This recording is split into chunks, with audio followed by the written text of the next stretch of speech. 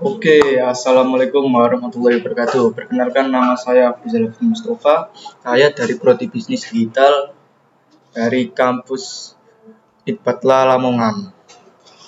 Di sini saya akan membuat video tutorial membahas tentang cara membuat database menggunakan PHP-MyAdmin melalui fitur SQL. Tutorial ini cocok untuk pemula dan mahasiswa yang sedang belajar database MySQL. Yuk, langsung saja kita sikat. Baik, yang pertama-tama kita masuk ke aplikasi Exam Control Panel.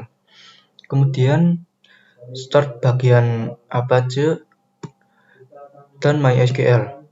Kemudian klik admin yang MySQL. Nah, nanti kita akan diarahkan ke web PHP-MyAdmin. Kemudian kita klik baru untuk membuat database baru, kemudian SQL. Nah, di sini saya akan membuat database baru yang berjudul sistem rumah sakit menggunakan perintah SQL seperti berikut. Kita klik create database. Nah, create database itu artinya nama database yang akan kita buat. Nah, di sini saya akan memasukkan judul database yang akan saya buat, yaitu sistem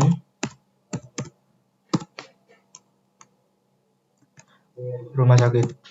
Nah, kalau selesai ketik ini. Ini untuk penutup. Kemudian kirim. Nah, ini tandanya sudah berhasil. Kemudian kita ke langkah selanjutnya, yaitu klik sistem RS yang tadi kita buat. Kemudian kita di sini untuk membuat tabel baru. Kita akan membuat tabel baru yang bernama pasien. Kemudian kita ke SQL. Nah, tabel pasien digunakan untuk menyimpan data identitas pasien. Nah, kita akan menggunakan perintah SQL seperti berikut.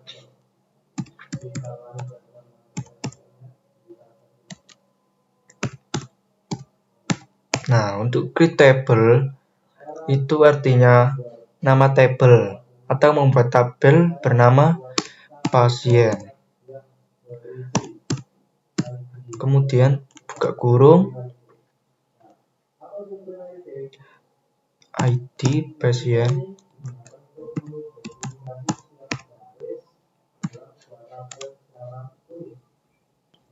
Kemudian nt.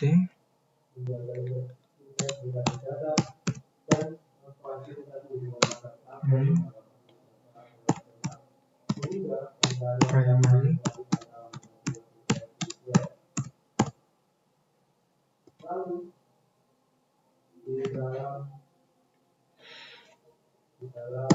Nama pasien.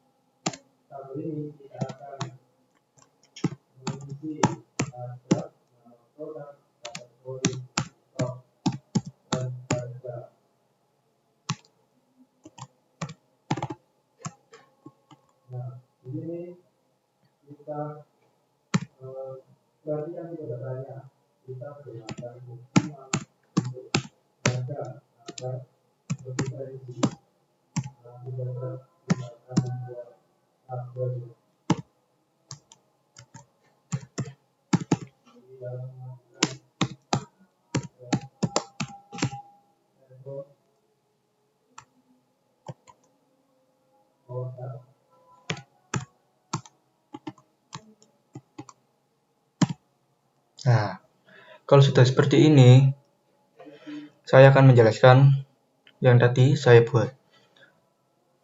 Nah, di dalam tabel pasien terdapat ID pasien, kemudian nama pasien, alamat, dan nomor telepon. Nah, untuk INT ini digunakan untuk hitungan angka. ID pasien kan menggunakan hitungan angka. Kemudian varchar. Varchar itu artinya digunakan untuk teks. Nama pasien kan menggunakan teks. Kemudian ada alamat. Saya menggunakan teks yang artinya digunakan untuk teks panjang seperti alamat. Varchar seperti tadi. Nah, kalau sudah seperti ini kita klik kirim.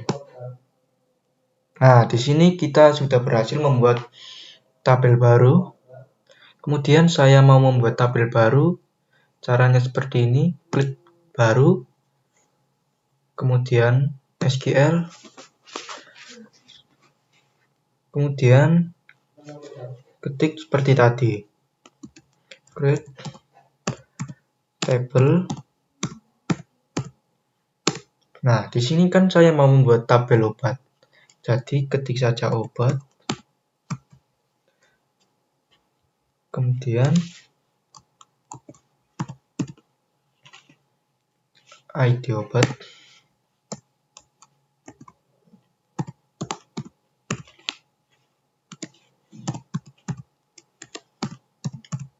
ini ketik seperti tadi, seperti yang kita membuat pasien tadi. Cuma bedanya di sini obat, di sini obat saja.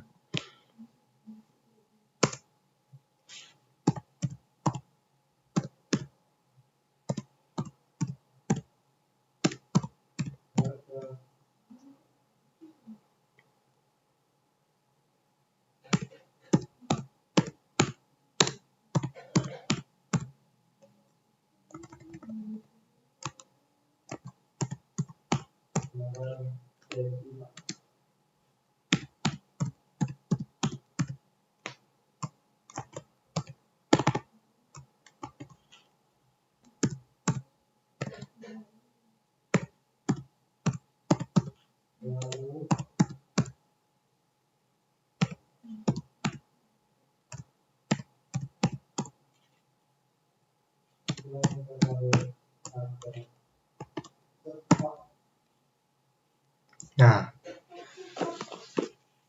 di sini saya memasukkan ID obat, kemudian ada nama obat dan stok dan harga. Ini tadi seperti penjelasannya di pasien tadi. Kemudian kita kirim.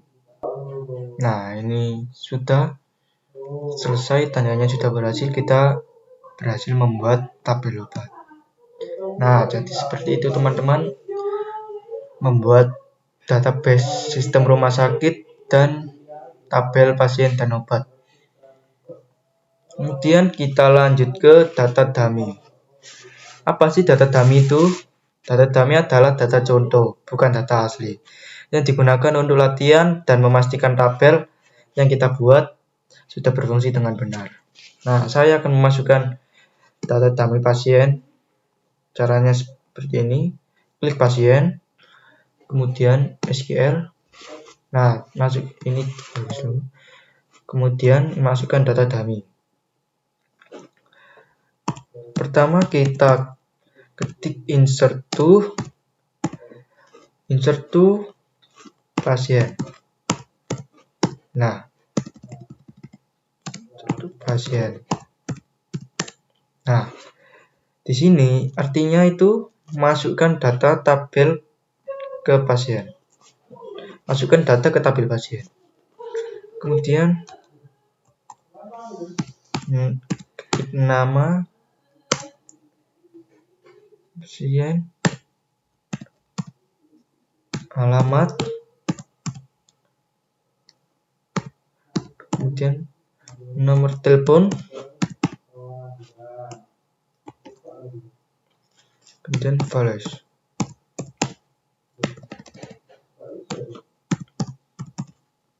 Nah, di sini saya akan menuliskan data pasien, nama pasien, alamat, dan nomor telepon. Nah, file ini untuk artinya itu apa saja yang akan kita masukkan. Nah, apa saja yang kita masukkan, kita tulis.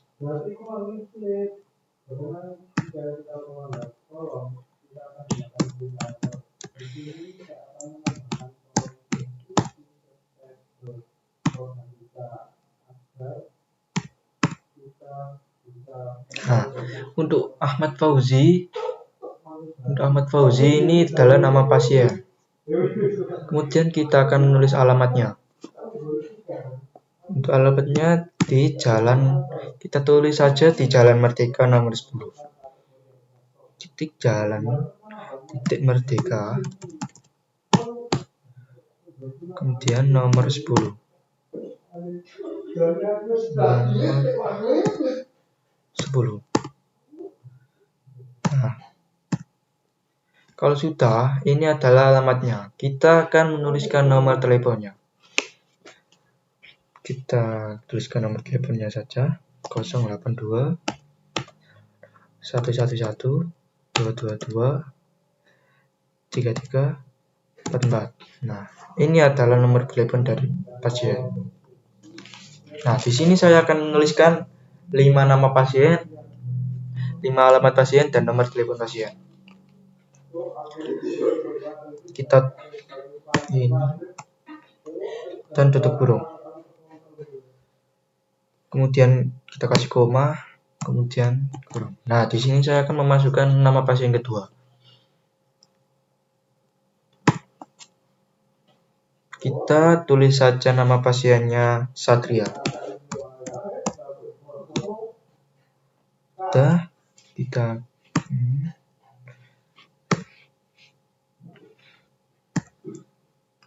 nah, alamatnya kita tulis saja Jalan Sudirman. Jalan Sudirman.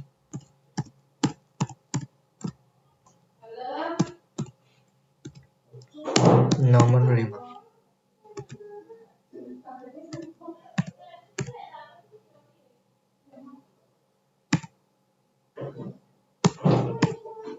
Kita tulis nomor teleponnya 08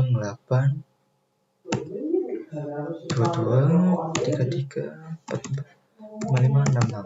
Nah, kalau sudah, tutup kurung.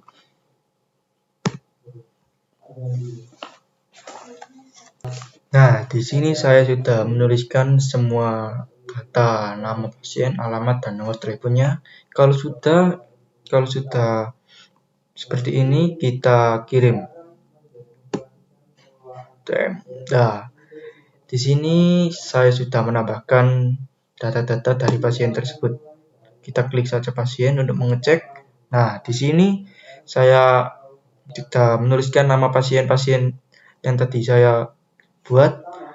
Yang pertama ada Ahmad Fauzi, dan kedua ada Satria, yang ketiga ada Budi Santoso, dan Dewi Lestari, dan Andi Wijaya. Nah, ini untuk alamatnya dan nomor teleponnya. Nah, di sini saya akan menuliskan data dummy-nya obat. Caranya ketik obat, kemudian ketik SQL, tulis saja data dummy-nya. Nah, di sini saya sudah menambahkan data dummy dari obat. Nah, tabel ini digunakan untuk menyimpan nama obat. Ini untuk nama obat, dan ini untuk nomor stok, dan ini harga. Kalau sudah, klik kirim. Nah, ini sudah masuk. Kita cek terlebih dahulu. Klik obat, kemudian kita cek nama obat yang kita buat tadi. Nah, di sini sudah sesuai ya. Nah, jadi gitu teman-teman untuk pembuatan database sistem rumah sakit beserta tabel-tabelnya dan data dummy-nya. Baik teman-teman, kita akan melanjutkan bagaimana cara menyimpan data-data yang sudah kita buat tadi. Yang pertama, kita ke SQL, kemudian kita tulis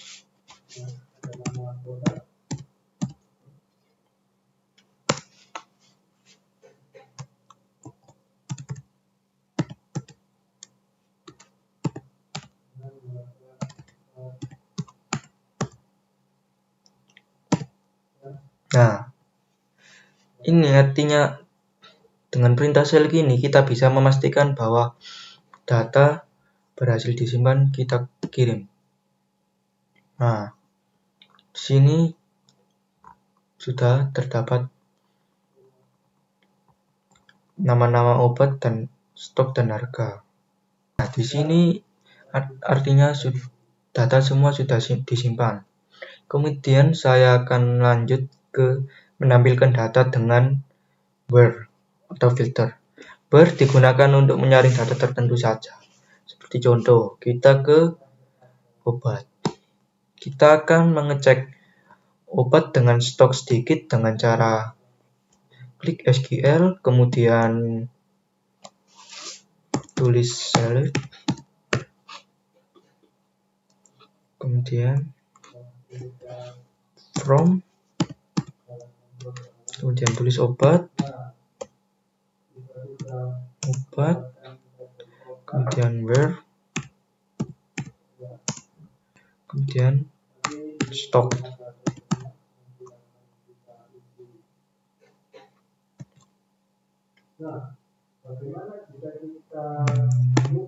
Tutup. Nah, di sini ini perintah untuk melihat stok yang di bawah 60. Kita kirim. Nah, ini di sini menunjukkan stok di bawah 60. Nah, di sini ada obat batuk dengan stok 50 dan antibiotik dengan stok 30. Kemudian kita ke mengurutkan data dengan order by. Order by digunakan untuk mengurutkan data. Seperti contoh, kita ke obat saja. Obat lagi. Kemudian SQL. Kita hapus dulu. Kemudian tulis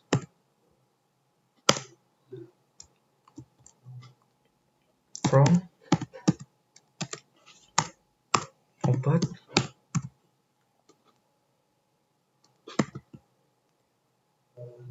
select from obat order by stok ASC tutup. Nah, untuk penjelasannya, ASC ini menunjukkan dari kecil ke besar, cocok untuk melihat stok paling sedikit. Kita akan mengecek, klik kirim. Nah, ini untuk mengecek tadi dari kecil hingga terbesar. Nah, ini stok terkecil ke stok terbesar. Seperti itu teman-teman. Kita akan lanjut ke menu update data. Apa sih update data itu? Jika ada data yang berubah, maka kita akan update. Nah, untuk cara mengubah stok obat, kita update dulu. Kita klik obat. Kita ke SQL. Hapus, update. Obat. Set. Obat. Set. Obat. Stok. Kemudian sama dengan alamat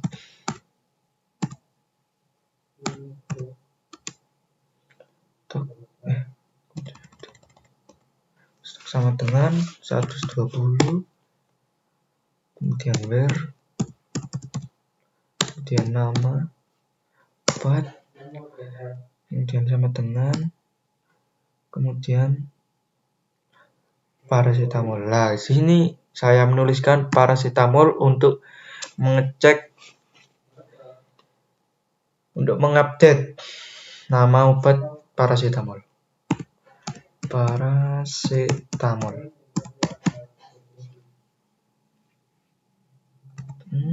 Kita tutup. Nah, sini kita kirim. Nah, ini sudah berhasil. Ini obat yang kita ubah tadi, dari yang tadi 100 menjadi 120. Kemudian kita ke bagaimana cara menghapus data. Caranya kita Nah, di sini jika data sudah tidak relevan, kita bisa menghapusnya dengan cara ke pasien, kemudian SQL, kita tulis delete from pasien, kemudian where, kemudian ID underscore pasien sama dengan 5. Nah, ini adalah perintah untuk menghapus pasien yang nomor 5. Kita kirim, kita oke. Nah, ini sudah berhasil. Kita cek dulu ke pasien. Nah, ini kan tadi pasiennya ada 5, terus saya sudah hapus pasien yang nomor 5 tadi. Jadi sekarang tinggal 4. Kemudian kita ke bagian truncate. Truncate digunakan untuk mengosongkan semua data dalam tabel tanpa menghapus tabelnya. Kita contoh, kita ke pasien. Klik pasien, kemudian ke SQL, kemudian